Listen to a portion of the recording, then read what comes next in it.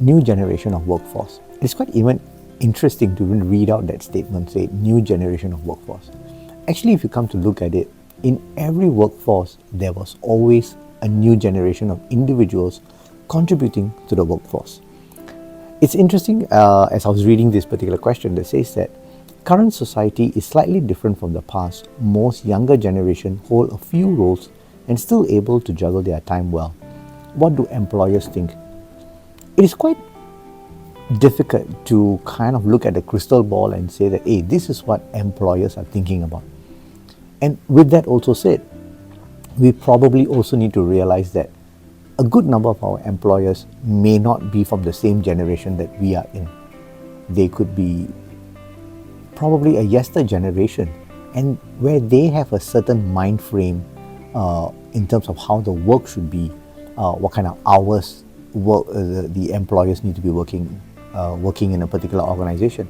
For an example, we are all adventuring, going through the adventure of COVID. The whole phenomenon of work from home was widely used, not only in Singapore but generally around the world. Most people were working from home, and when we got past the phase of COVID, most of us returned back to our office. And when I had conversations with certain employers, some of the employees were even saying that, I'm currently struggling right now because most of my employees, especially the younger ones, are very comfortable to work from home. But I came from a generation that I would like to see my employees in my office or in my work environment. So I think it's quite difficult to really narrow down and say what the employers are thinking about. But to push forward, I think it's very important for individuals like us who are potential employees or employees to have a conversation with the employer to talk about what is their perception of the new workforce. That's number one. I think the number two perspective to also think is that the new generation of individuals generally is a generation that grew up with the internet, with a lot of technology at the back of their hand. And there could be employees who are not very comfortable. So these are probably some of the difficult conversations that we could have with our employers as we embark into the workforce, where once again, the main question is, how do I contribute to my industry? And therefore, how do I add value to my industry and to myself? So, like I said earlier, in every workforce, there was always a new generation.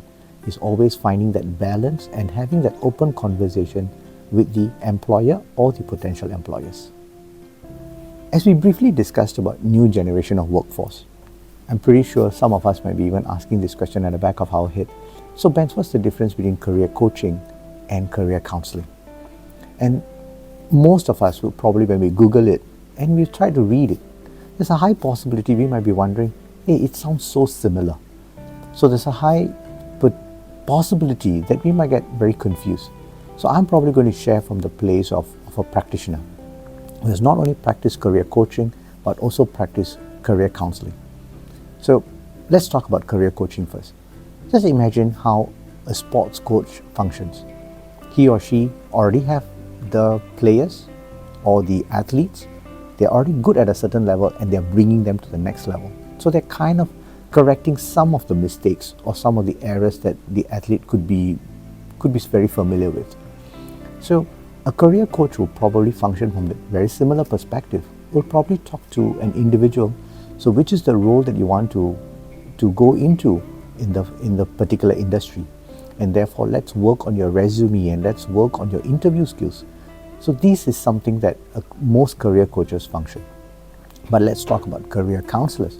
Career counselors on the other end might be talking about, okay, this is the role that you're probably functioning right now, and these are the struggles that you're having, but also focusing on what are the emotional impact of things.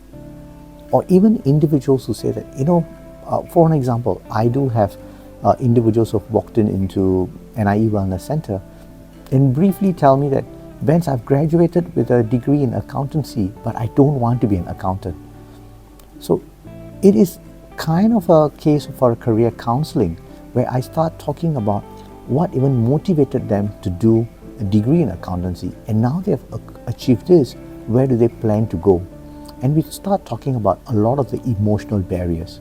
So as similar they might sound, they are quite different in their own principles and practices. But at the same time, one has to recognize that there is a grey portion that both career counselling and career coaching shares, right? So maybe just to have a deeper discussion, if any one of us are interested to find out a little bit more about career coaching or career counselling, I would urge you to drop by NIE Wellness Center and let's have a deeper conversation. Thank you.